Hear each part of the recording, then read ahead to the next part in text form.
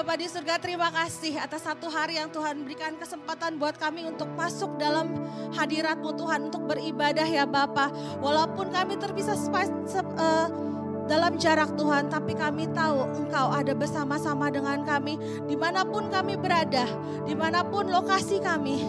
Tapi kami tahu Engkau ada bersama-sama dengan kami Tuhan. Tutup bungkus setiap hati kami ya Tuhan, buka hati kami lebar-lebar. Karena kami mau jam pemberitaan firman-Mu, jam ibadah ini hanya untuk Engkau. Dimana kami bisa menemukan kedamaian, ketenangan hanya dalam hadirat-Mu saja. Terima kasih ya Bapa, kami mau terus menyembah Engkau dalam roh kebenaran. Dan Tuhan, jadikan apa yang kami nyanyikan, apa yang kami sampaikan, itu menjadi suara yang paling manis, persembahan yang paling indah, yang hidup, yang Kau terima ya Bapa, dan menyukakan hati Kau saja. Di dalam nama Tuhan Yesus Kristus kami sudah berdoa. Amin.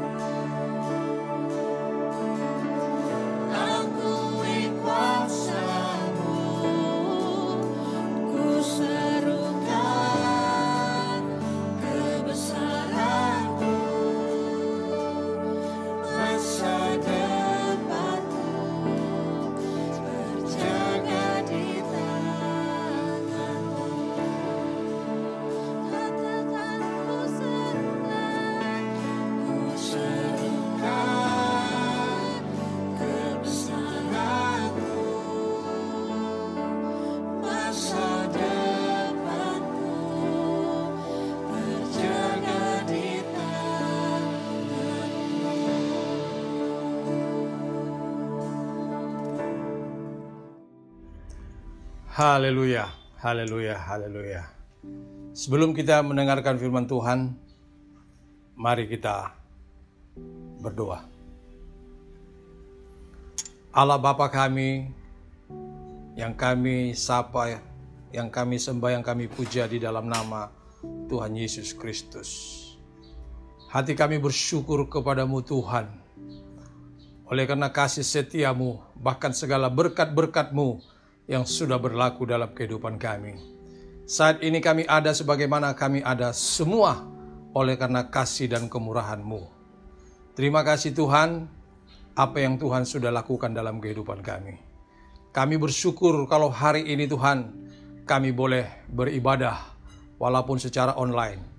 Kami sudah meninggikan Engkau lewat puji-pujian yang kami tahu Engkau Allah kami yang bersemayam di atas pujian. Dan sekarang dalam ibadah online ini kami akan mendengarkan firman-Mu. Itulah sebabnya hamba berdoa di dalam nama Tuhan Yesus Kristus. Ambil alih jam pemberitaan firman ini Tuhan. Urapi hamba-Mu yang Kau percayakan hari ini menyampaikan kebenaran firman-Mu. Dan biarlah Engkau juga membuka hati dan telinga setiap para pendengar yang mendengarkan firman-Mu hari ini. Biarlah kami boleh diberkati. Berfirmanlah Engkau ya Allah, kami siap diberkati. Di dalam nama Tuhan Yesus Kristus kami berdoa dan mengucap syukur. Haleluya. Semua yang percaya berkata amin. Saudaraku yang kasih Tuhan Yesus Kristus, minggu keempat dalam bulan Agustus ini, kita masih dalam tema yang sama bulan Agustus, yaitu kemerdekaan yang sejati. Hari ini saya membawakan berkenaan dengan tema bulanan kita, dan tema saya hari ini yaitu menerima dan mengisi kemerdekaan. Untuk itu saya mengajak saudara untuk membuka Alkitab dan kita akan membaca firman Tuhan yang terambil dari kitab Injil Yohanes pasal 8 ayat 30 sampai 36. Satu perikop. Di dalam perikop ini, Alkitab ini tertuliskan di situ yang ditulis oleh Lembaga Alkitab Indonesia, temanya kebenaran yang memerdekakan. Saya akan bacakan mulai ayat 30, demikianlah firman Tuhan. Setelah Yesus mengatakan semuanya itu, banyak orang percaya kepadanya.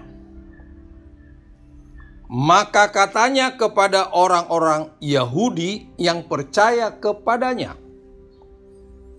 "Jikalau kamu tetap dalam firman-Ku, kamu benar-benar adalah murid-Ku. Dan kamu akan mengetahui kebenaran, dan kebenaran itu akan memerdekakan kamu." Jawab mereka, "Kami adalah keturunan Abraham dan tidak pernah menjadi hamba siapapun. Bagaimana engkau dapat berkata kamu akan merdeka?" Kata Yesus kepada mereka, "Aku berkata kepadamu, sesungguhnya setiap orang yang berbuat dosa adalah hamba dosa. Dan hamba tidak tetap tinggal dalam rumah, tetapi anak tetap tinggal dalam rumah. Jadi apabila anak itu memerdekakan kamu, kamu pun benar-benar merdeka." Amin. Puji Tuhan. Saudaraku dikasihi Tuhan Yesus Kristus, kita telah membaca firman Tuhan dari kitab Injil Yohanes pasal 8 ini, ayat 30 sampai 36, berbicara soal kemerdekaan. Baru saja, yaitu 5 hari yang lalu, kita merayakan kemerdekaan Republik Indonesia yang ke-76. Yaitu ke-76 tahun kita sudah merdeka. Rakyat Indonesia sangat mensyukuri kemerdekaan yang sudah diraih bangsa ini. Demikian juga kita sebagai umat yang percaya kepada Yesus Kristus, bahwa kita sudah dimerdekakan oleh Kristus. Saudara boleh baca itu di Galatia pasal 5 ayat 1, bahwa kita dimerdekakan oleh Kristus. Jadi kita pun sangat mensyukuri kemerdekaan itu. Yang menjadi pertanyaan, kemerdekaan apa yang sudah kita terima itu? Jawabnya adalah kemerdekaan dari dosa.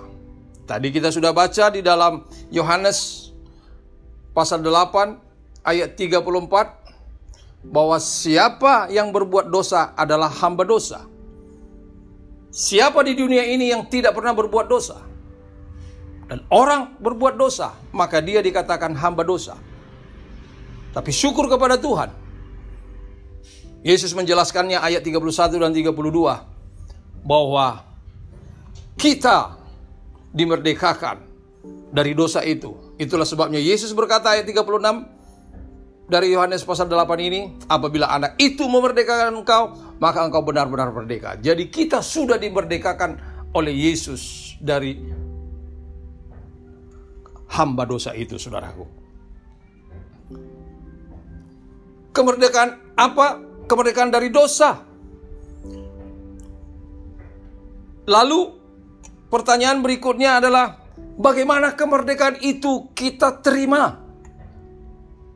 Apakah Yesus memerdekakan semua orang?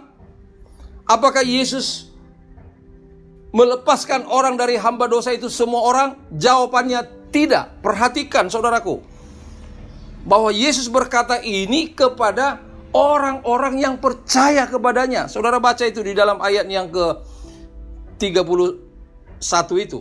Yesus berbicara kepada orang-orang Yahudi yang percaya kepadanya. Nah, untuk itu saudaraku, saya mau menyampaikan dua hal berkenaan dengan tema ini, yaitu menerima kemerdekaan dan mengisi kemerdekaan.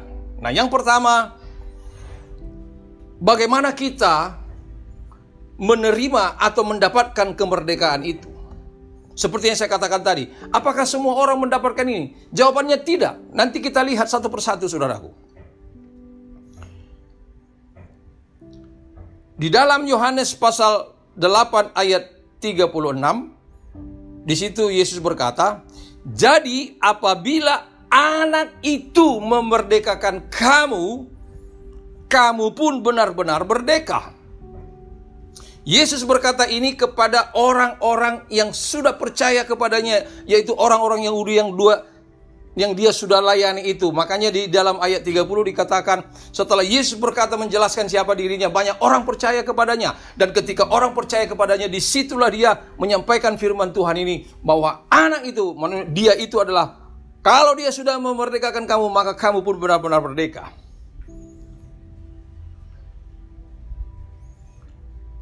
Jadi kalau pertanyaannya apakah semua orang mendapatkan kemerdekaan dari dosa itu, jelas jawabannya tidak. Kita akan lihat. Jadi siapa saja? Nah, disinilah Yesus menguraikannya. Perhatikan baik-baik. Disinilah Yesus menguraikannya, siapa yang menerima kemerdekaan itu, kemerdekaan dari dosa itu. Ayat 31 dan 32, perhatikan baik-baik. Ayat 31 dan 32, saya akan ulangi. Inilah yang dikatakan oleh Yesus. Maka katanya kepada orang-orang Yahudi yang percaya kepadanya, jikalau kamu tetap dalam firman-Ku, perhatikan, jikalau kamu tetap dalam firman-Ku. Jadi tidak semua orang. Kamu benar-benar adalah murid-Ku. Ayat 32 lanjutannya, dan kamu akan mengetahui kebenaran, dan kebenaran itu akan memerdekakan kamu. Jadi dari sini kita lihat, saudaraku, orang yang dapat menerima kemerdekaan dari dosa itu, yang pertama adalah Yesus katakan, orang yang percaya kepadanya. Ayat 31. Jadi orang yang percaya kepada Yesuslah yang akan mendapatkan kemerdekaan itu. Sama halnya keselamatan hidup yang kekal diberikan kepada orang yang percaya kepada Yesus. Firman Tuhan berkata di dalam Yohanes pasal 3 ayat yang ke-16. Karena begitu besar kasih Allah terhadap dunia ini, maka ia mengaruniakan anaknya yang tunggal. Siapa itu yang tunggal? Yaitu Yesus Kristus. Supaya setiap orang yang percaya kepadanya tidak binasa, melainkan beroleh hidup yang kekal. Jadi keselamatan ini pun, saudaraku, bisa didapatkan oleh orang-orang yang sudah dibebaskan, yang sudah dimerdekakan dari dosa. Makanya orang yang percaya kepada Yesuslah yang diselamatkan, karena mereka telah mendapat pengampunan dari kematian Yesus di kayu salib. 630 tahun sebelum Yesus datang ke dunia ini, Nabi Yesaya telah bernubuat, dia disalibkan bukan karena kesalahannya sendiri, tapi menanggung dosa kita. Jadi saudaraku yang kasih Tuhan Yesus Kristus, orang yang percaya kepada Yesus, itulah orang yang mendapat atau yang menerima kemerdekaan. Kemerdekaan dari dosa itu, saudaraku. Yang kedua, masih dalam ayat 31 di situ, yaitu orang yang tetap dalam firman.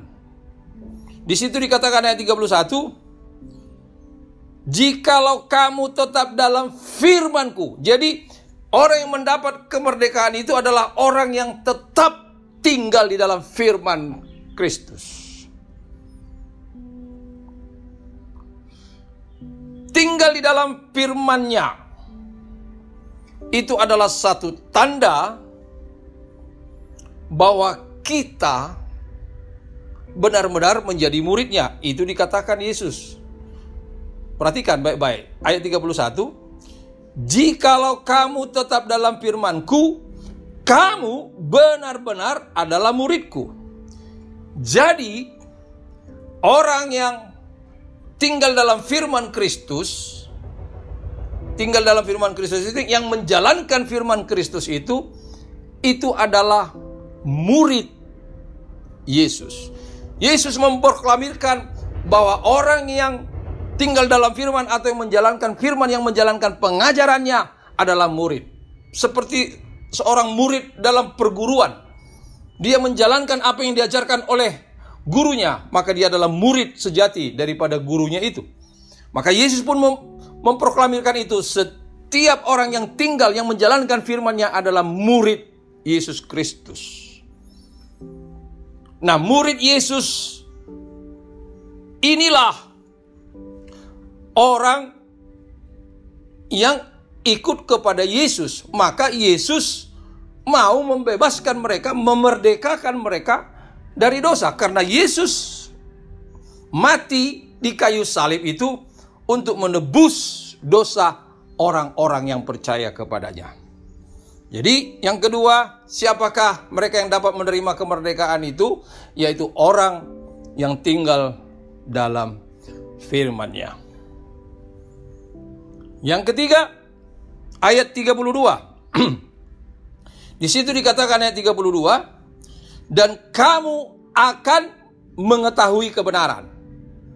Dan kebenaran itu yang memerdekakan kamu. Jadi, orang yang menerima kemerdekaan yang diberikan oleh Yesus Kristus adalah orang yang mengetahui kebenaran. Ayat 32.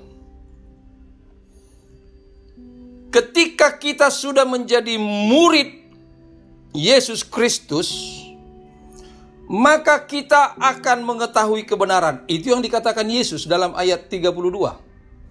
Akan mengetahui kebenaran, lalu kebenaran itulah yang memerdekakan kita.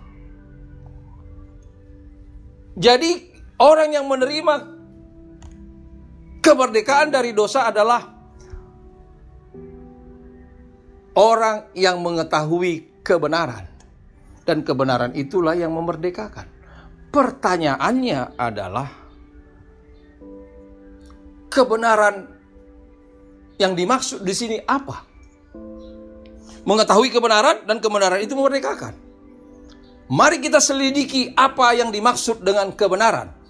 Dan saya mau katakan kepada saudara, inilah kebenaran. Mari kita baca. Di dalam Roma pasal 5 ayat 17 sampai 19. Roma pasal yang kelima ayat yang ke-17 sampai 19. Inilah kebenaran yang Tuhan nyatakan, dan ini adalah suatu kebenaran yang Allah berikan kepada orang-orang yang percaya kepadanya, yaitu umatnya. Perhatikan ayat 17 dari Roma pasal yang kelima.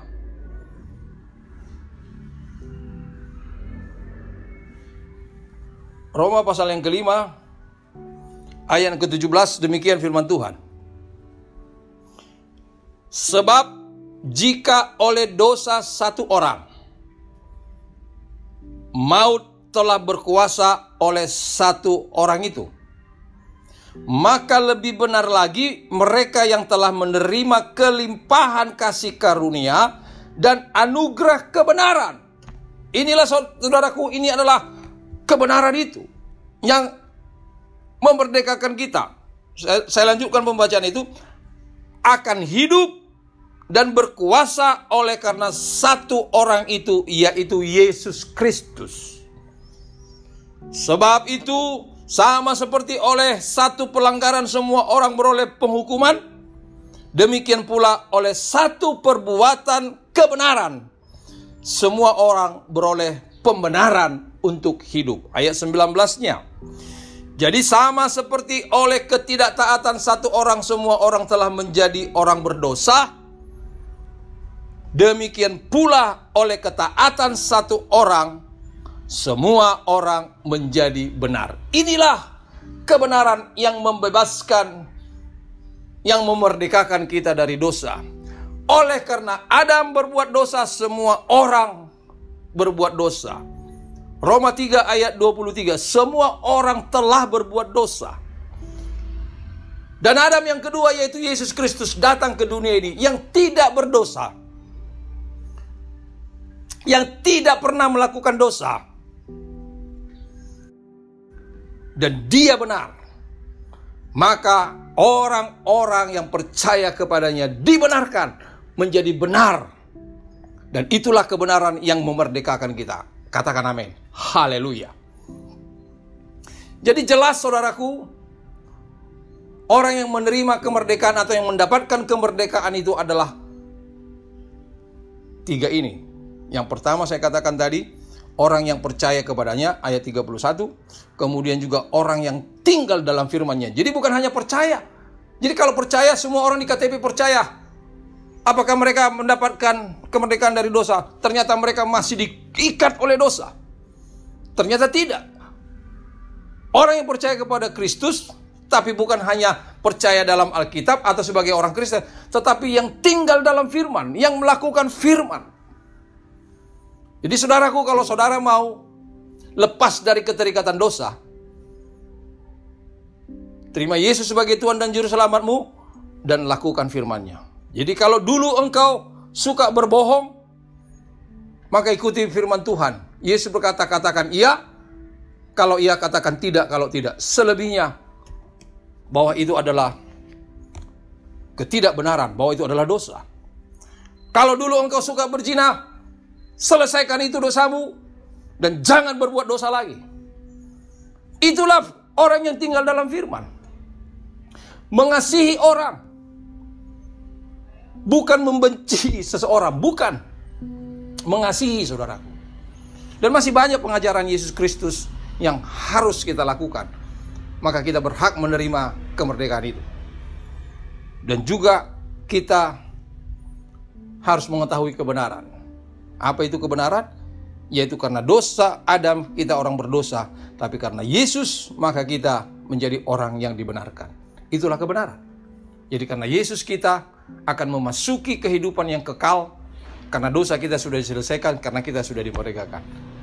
Jadi itulah orang-orang yang menerima kemerdekaan. Sama seperti bangsa ini, saudaraku, para pahlawan kita yang berjuang untuk mendapatkan kemerdekaan Republik Indonesia. Setelah Indonesia merdeka, apakah itu tujuan akhir daripada para pahlawan kita?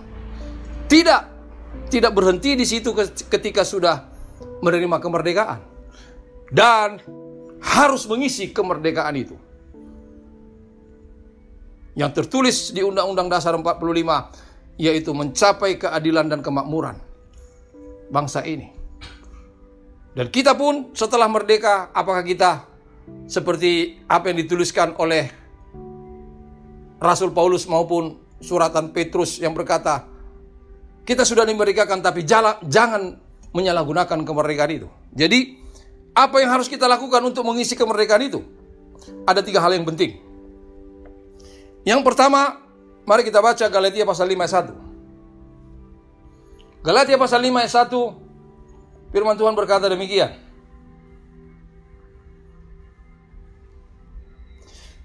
Supaya kita sungguh-sungguh merdeka, Kristus telah memerdekakan kita. Karena itu, berdirilah teguh dan jangan mau lagi dikenakan kuk perhambaan. Jadi apa yang harus kita lakukan, saudaraku, untuk mengisi kemerdekaan itu? Yang pertama, kita harus tetap kuat untuk mempertahankan kemerdekaan itu, supaya kita jangan dikenakan lagi kuk perhambaan itu, karena kita lengah, karena kita tidak waspada. Jadi kita harus tetap kuat, teguh. Itu yang harus kita lakukan, hal yang pertama, supaya kita jangan lagi dikenakan kuk perhambaan itu. Apa mungkin bisa? Bisa. Mengapa?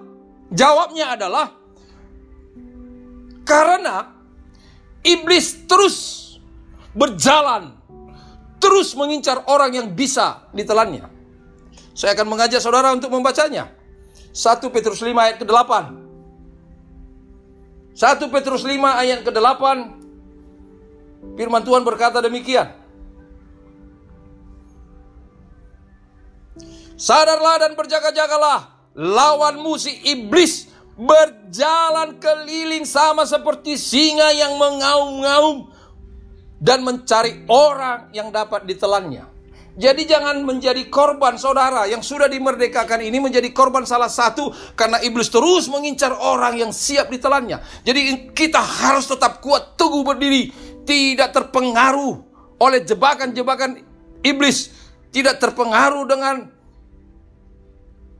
daya tarik yang ditawarkan oleh dunia ini, jebakan-jebakan Batman yang terjadi di muka bumi ini. Jadi untuk itu, lawan iblis, maka dia akan lari daripadamu. Yakobus 4 ayat 7. Kita harus tinggal dalam firman dan kita harus mengetahui firman ini. Yakobus 4 ayat 7. Apa dikatakan firman Tuhan di situ? Yakobus 4 ayat 7. Karena itu tunduklah kepada Allah dan lawanlah iblis, maka ia akan lari daripadamu. Jadi saudara jangan tenang-tenang aja. Ketika saudara sudah menerima kemerdekaan itu, saudara jangan santai-santai, tenang-tenang aja. Saudara harus penuh perjuangan. Itulah sebabnya Paulus menulis surat di kitab Efesus, bahwa kita dalam peperangan rohani berjuang, bukan melawan darah dan daging, tapi melawan penguasa-penguasa di udara, pemerintah-pemerintah yang menjalankan tidak sesuai dengan firman Tuhan. Oleh karena itu, saudaraku, kita harus tetap kuat. Katakan, aku kuat. Sampai Yesus datang yang kedua kali. Sehingga kemerdekaan itu kita pertahankan. Dan kita isi kemerdekaan itu dengan berdiri teguh, siap, sedia. Walaupun datang serangan badai, walaupun datang godaan, datang cacian, hinaan yang saudara terima, jangan terpengaruh dengan orang-orang seperti itu. Kadangkala hal-hal yang seperti itu bukan datang dari orang yang tidak mengetahui kebenaran. Orang yang tahu kebenaran kadangkala dipakai oleh iblis. Dan kita jangan mau terpengaruh itu. Tetap semangat. Katakan, tetap semangat dalam mengikut Tuhan, dalam melayani Tuhan. Haleluya. Yang kedua, apa yang harus kita lakukan dalam mengisi kemerdekaan ini? Galatia pasal 5 ayat 13, demikian firman Tuhan. Galatia pasal 5 ayat yang ke-13. Firman Tuhan berkata demikian. Saudara-saudara, memang kamu telah dipanggil untuk merdeka. Tetapi janganlah kamu mempergunakan kemerdekaan itu sebagai kesempatan untuk kehidupan dalam dosa. Melainkan apa? Layanilah seorang akan yang lain oleh kasih. Jadi saudaraku, kita yang sudah dimerdekakan oleh Kristus, maka kita perlu melayani sesama anak-anak Tuhan, melayani orang-orang lain. Kita harus saling melayani, itu yang dikatakan Galatia pasal 5 ayat 13. Jadi kita tidak boleh diam, melayani dengan kasih. Saudara tahu bahwa kasih itu, di situ dikatakan murah hati, tidak sombong, menutupi segala sesuatu.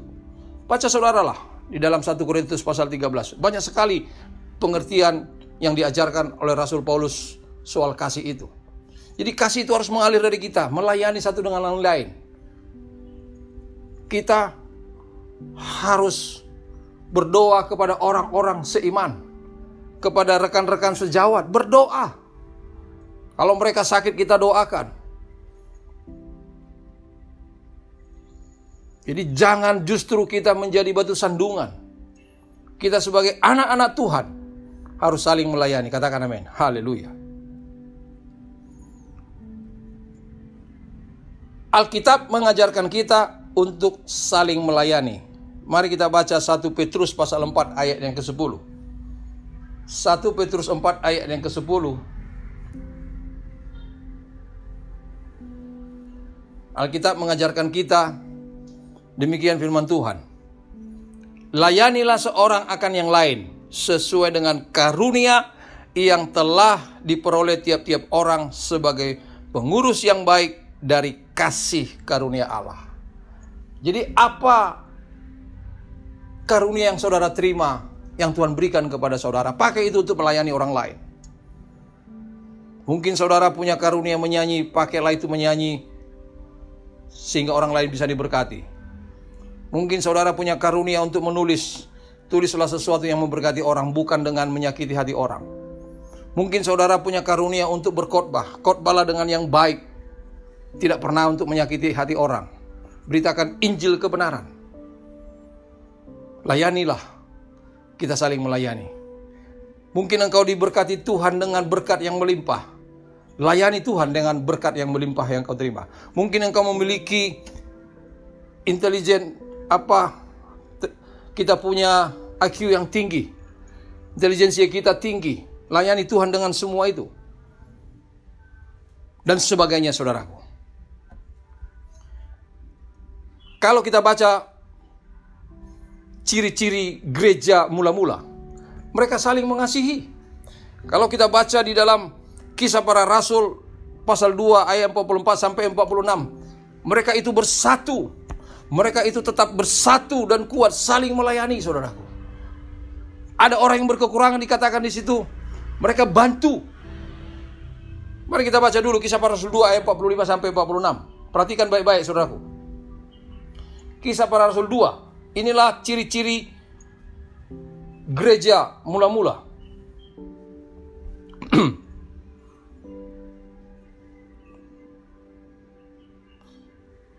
44 sampai 46. Dan semua orang yang telah menjadi percaya tetap bersatu, dan segala kepunyaan mereka adalah kepunyaan bersama, dan selalu ada dari mereka yang menjual harta miliknya lalu membagi-bagikannya kepada semua orang yang sesuai dengan keperluan masing-masing. Dengan demikian, dengan bertekun dan dengan sehati mereka berkumpul setiap hari dalam bait Allah. Saudara perhatikan, lewat itu makin banyak orang dikatakan percaya kepada Yesus karena sikap mereka saling melayani itu. saya yakin dan percaya kita juga saling melayani. Kita bersyukur ada keluarga yang memperhatikan kita. Kita bersyukur ada orang-orang di sekitar kita yang memperhatikan kita, lingkungan kita. Ketika kita pun diberkati Tuhan, mari kita saling memperhatikan, mari kita saling memberkati. Katakan amin. Haleluya. Jadi kita harus saling melayani. Yang terakhir saudaraku. Nah, sebelum masuk yang terakhir, Yesus sendiri pun sudah mengajarkan itu soal memberi teladan melayani. Yesus berkata, dia datang bukan untuk dilayani tapi melayani. Lewat kematiannya di surga. Lewat kematiannya di kayu salib. Sehingga kita boleh masuk surga. Dia melayani, memberikan teladan itu. Jadi, dengan nyawanya pun dia melayani. Apalagi kita bukan dengan nyawa kita, tapi dengan apa yang Tuhan karuniakan kepada kita, kita bisa bagikan. Nah, yang terakhir saudaraku,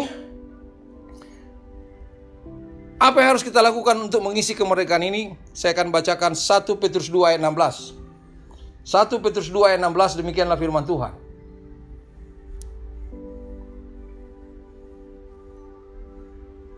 Satu Petrus 2 ayat 16. Hiduplah sebagai orang merdeka, dan bukan seperti mereka yang menyalahgunakan kemerdekaan itu untuk menyelubungi kejahatan-kejahatan mereka. Tetapi hiduplah sebagai apa? Sebagai hamba Allah. Jadi untuk mengisi kemerdekaan ini saudaraku, mari kita hidup sebagai hamba Allah. Sewaktu kita belum dimerdekakan, kita hidup sebagai hamba dosa. Itu yang dikatakan Yesus dalam Yohanes pasal 8 ayat 34. Semua orang yang berbuat dosa adalah hamba dosa. Jadi sebelum kita dimerdekakan oleh Yesus, kita adalah hamba dosa. Hamba dosa artinya apa? Kita diperhamba oleh dosa. Dosa yang mengendalikan hidup kita, terus kita dijerat. Kita nggak bisa lepas dari dosa. Makanya ketika orang yang sudah hidup dalam dosa, mereka harus melepaskan diri dari dosa itu. Siapa yang memampukan itu? Yesus Kristus yang mampu menyucikan kita dari segala dosa kita. Lewat kematiannya, lewat darahnya yang dialirkan, yang tertumpah di kayu salib, menyucikan kita, saudaraku. Jadi sebelum kita dimerdekakan, kita adalah hamba dosa. Karena kita semua orang berbuat dosa. Saya sudah sebutkan tadi Roma 3:23. Sekarang kita sudah dimerdekakan. Maka kita perlu hidup sebagai hamba Allah, dikatakan 1 Petrus 2 ayat 16. Pertanyaannya, hidup sebagai hamba Allah itu apa sih Pak Pendeta? Nah, mari kita lihat apa dikatakan Alkitab. Hidup sebagai hamba Allah itu artinya kita harus mengerjakan kehendak Allah. Kalau kita sebagai hamba, maka kita wajib melakukan apa yang dikehendaki oleh Tuhan kita. Sama seperti budak. Ya. Seperti waktu Yusuf dijual oleh saudara-saudaranya, dia menjadi budak di rumah Potifar. Jadi apa yang tuannya Potifar inginkan, dia lakukan. Tapi dia tetap dalam firman. Ketika diajak untuk nyeleweng oleh istri Potifar, dia tidak mau. Demikian juga kita. Kita harus tetap di dalam Tuhan. Oleh karena itu, hidup sebagai hamba Allah artinya kita harus mengerjakan kehendak Allah. Sama halnya seorang hamba atau budak mengerjakan kehendak tuannya, seperti yang saya katakan tadi. Pertanyaannya, bagaimana kita mengetahui kehendak Tuhan kita, yaitu Tuhan kita Yesus Kristus, atau kehendak Allah Bapa kita dalam Yesus Kristus? Bagaimana kita mengetahui kehendak Allah? Apakah kita bisa berkomunikasi, mendapatkan jawaban secara audible? Puji Tuhan kalau ada. Apakah jawaban itu bisa melalui mimpi? Puji Tuhan kalau ada. Tapi kalau tidak ada suara secara audible, kita tidak pernah bermimpi. Dari mana kita tahu kehendak Allah? Jawaban satu-satunya adalah, yaitu tersedia dalam firman-Nya. Itulah sebabnya Yesus berkatakan, tinggal dalam firman-Ku. Kehendak Allah adalah apa yang diajarkan firman Tuhan. Ketika kita mentaati firman Allah, maka itulah kehendak Allah dalam hidup kita. Maka kalau firman Tuhan mengajarkan kita untuk tidak berdiam, kita perlu menjadi saksi, jadilah saksi. Saya yakin dan percaya saudara bisa membaca firman Tuhan, saudara boleh mendengar firman Tuhan, saudara boleh ikut seminar-seminar atau webinar sekarang ini karena pandemi ini, saudaraku, ikut dalam Zoom dan sebagainya. Maka saudara akan mengetahui kehendak Allah. Dan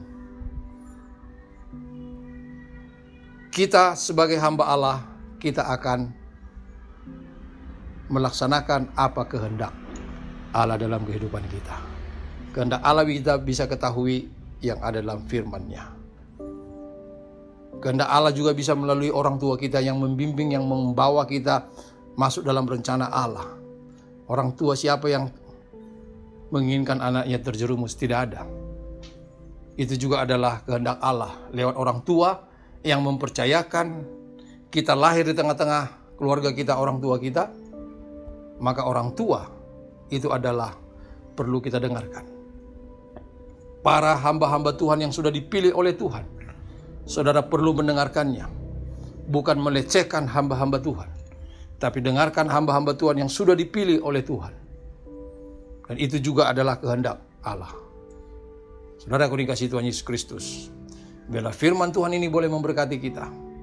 Bagaimana kita menerima kemerdekaan itu, dan kita perlu mengisi kemerdekaan itu.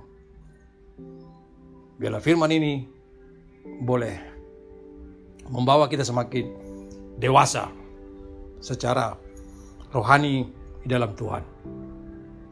Amin. Mari kita tunduk kepala, saudaraku. Sebelum saya berdoa, saya mengajak kita untuk merenung sejenak, sebentar. Apa yang sudah kita dengar firman Tuhan hari ini. Biarlah saudara mau dibimbing Tuhan senantiasa. Sekalipun kita masih ibadah secara online, ini tidak akan mengurangi tingkat iman saudara. Karena Allah yang hidup, Dia sanggup memberikan makanan rohani kepada kita. Tetaplah kuat, kita tidak tahu sampai kapan pandemi ini, saudaraku. Teguhkanlah, kuatkanlah hatimu. Mari kita berdoa. Bapa Surgawi, kami mengucap syukur atas waktu yang indah Kau berikan bagi kami lewat ibadah kami secara online. Kami juga sudah diberkati melalui pemberitaan firman Tuhan. Materaikan firman-Mu ini Tuhan, mampukan kami untuk menjalankan kebenaran firman-Mu.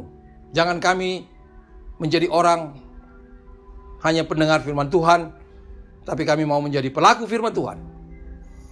Biarlah Tuhan memberkati seluruh jemaat GPC Raden Saleh, seluruh jemaat GPC yang mendengarkan, yang mengikuti ibadah secara online ini, dan juga saudara-saudara kami yang lainnya yang mendengarkan video ini, yang mengikuti ibadah secara online. Tuhan memberkati kami semua.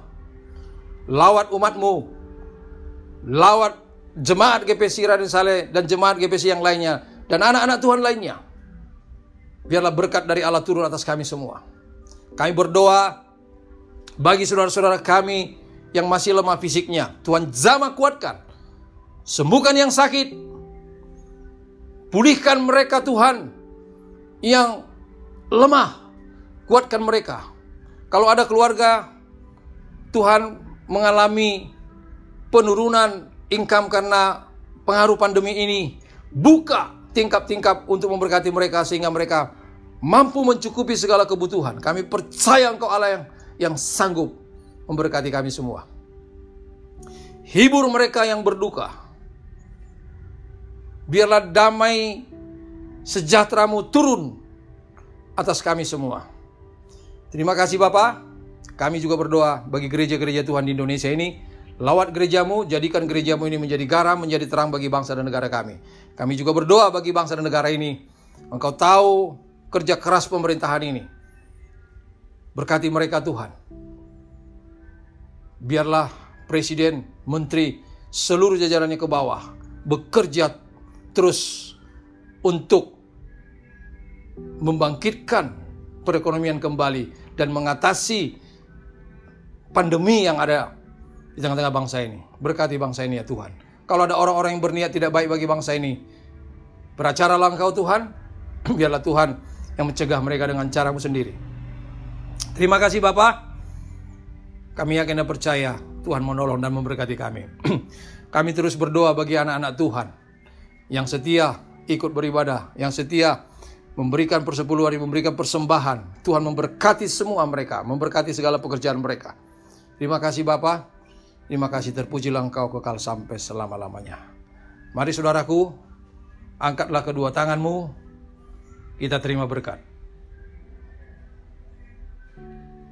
Anugerah dari Allah Bapa, Khalik langit dan bumi, cinta kasih dan kemurahan dari Yesus Kristus yang adalah Tuhan dan Juru Selamat kita, serta persekutuan, penghiburan dan pengurapan dari Roh Kudus, menyertai kita mulai saat ini, besok sampai selama-lamanya. Maranatha, Yesus datang kembali. Haleluya. Semua yang percaya berkata, amin. Shalom. Haleluya.